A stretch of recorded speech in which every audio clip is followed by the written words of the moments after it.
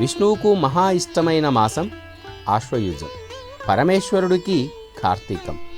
అలాగే ఈ పుష్యమాసం శనిదేవుడికి అత్యంత పరమ ప్రీతిపాత్రమైన మాసం.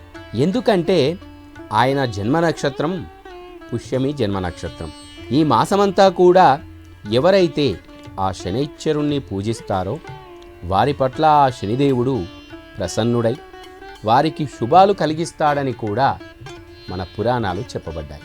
ఏలినాటి శనితో ఇబ్బంది పడుతున్న భక్తులందరూ కూడా ఈ పుష్యమాసంలో ప్రతిరోజు ఉదయమే శుచిగా స్నానం చేసి ఆ శనీశ్వరుణ్ణి భక్తితో ప్రార్థించాలి. పౌర్ణమి రోజున శనీశ్వరుడికి తైలాభిషేకం జరిపించి నువ్వులు దానమివ్వాలి. ఆయనకు ఇష్టమైన నువ్వులు, బెల్లం ఆహారంలో భాగం చేసుకోవాలి. దీని వెనుక శాస్త్రీయ కోణం కూడా చూస్తే ఈ రెండు పదార్థాలు కూడా మనిషి ఒంట్లో ఉన్న వేడిని పెంచి ఈ చలికాలం నుండి మనందరినీ కూడా రక్షిస్తుందని మనం గ్రహించాలి.